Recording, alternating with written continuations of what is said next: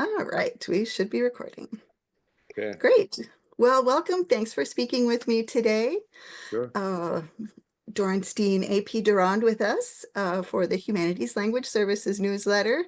Just wanted to ask you a few questions today, AP, about your relationship with the humanities and your thoughts about the humanities. And this is kind of an interesting time we're living in. So I think that the question I'd like to ask you today is kind of about how you view the role of the humanities in the interdisciplinary and transdisciplinary work that we can do in the world today to really approach some of our grand challenges. Yes, sure. Thank you.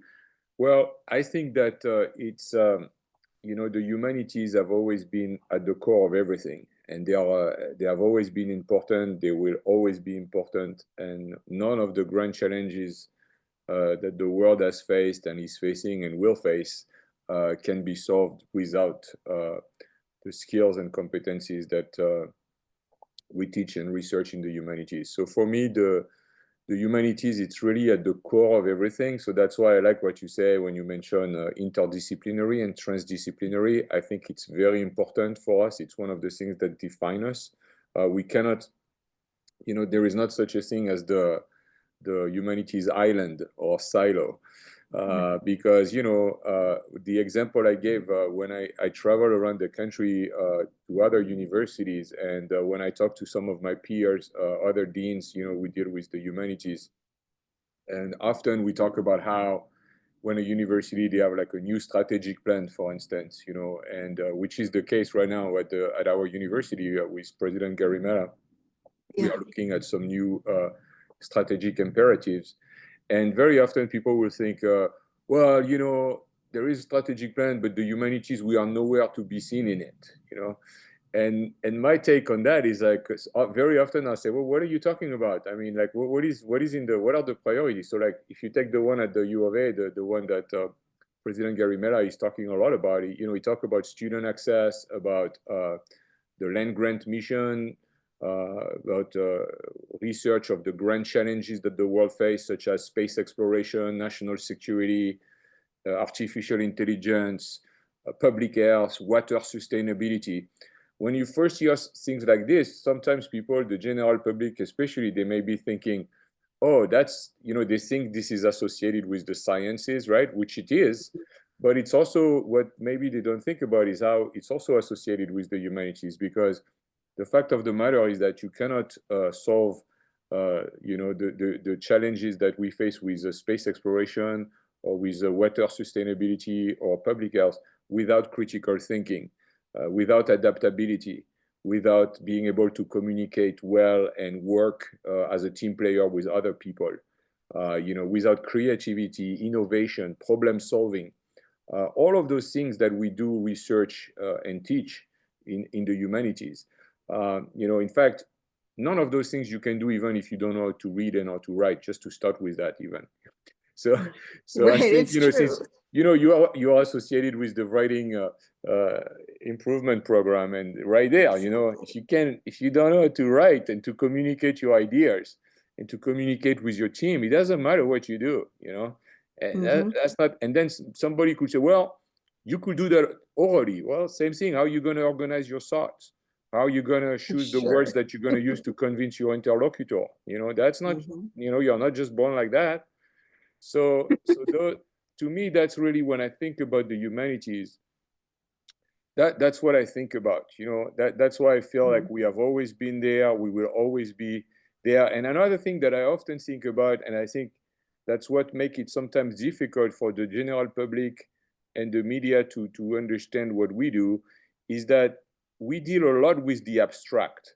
So, like a telescope, you can see what that is and you can touch it, or like a machine that is going to produce some, materials that you can use for construction, you can see that. But thoughts, emotions, those kind of things, you cannot touch that, you cannot see it. You go, oh, give me, I can see, oh, you have left a lot of emotions on the table right there, right? You cannot see that, right? I mean, Yeah. like when they do like stories about the science, it's very easy for them to illustrate it. They'll put somebody like looking at the telescope, or they'll have like the pilot of an airplane. But if they have Yeah. to illustrate our story, it's more difficult, right? And yet it's still so important. I mean, what we do, like being able to deal with thoughts, with emotions, making differentiation between perspectives, between Hmm. fiction and reality. I mean, those things are very important on a day-to-day basis, no matter what your job is, right? And, Hmm. and that's like this abstract component, or like if you are an engineer and you are trained as an engineer and you come to China to build a new bridge, for instance. I mean, as an engineer, you're going to have the skills to do that. But, if you also are able to speak Chinese and to understand Chinese, and you're also able to, like, you are familiar with the culture of China and what is offensive there and what is not, and those kind of things, you get that that's the part you cannot really put your finger on, right?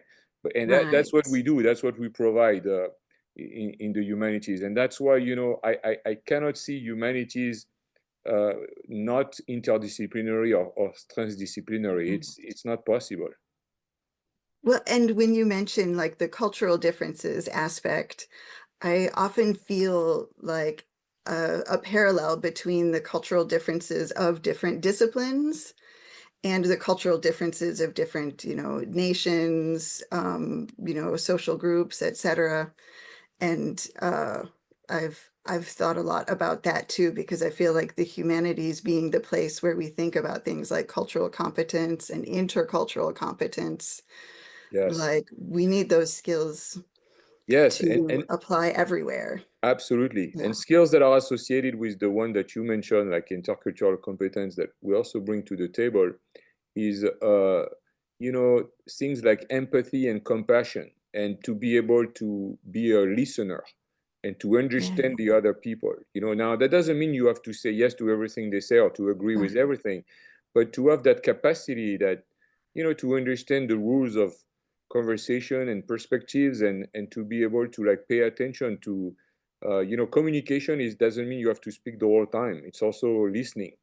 And those things, they are, we definitely do that in the humanities. That's at least that's something that we pay attention to for sure. yeah. Great. Well, thank you so much. I appreciate hearing your thoughts Oh, today, and that's it was it. nice That to was talk with fast. you. All That's right, it. good. It's not too hard. Yeah. Well, great. Thank you so much. And I'm honored that you thought about me for this. So thank you very much again. Wonderful. We're glad to speak All with right. you. Good Have to a see nice you. day. Okay, you too. Bye-bye. Bye bye.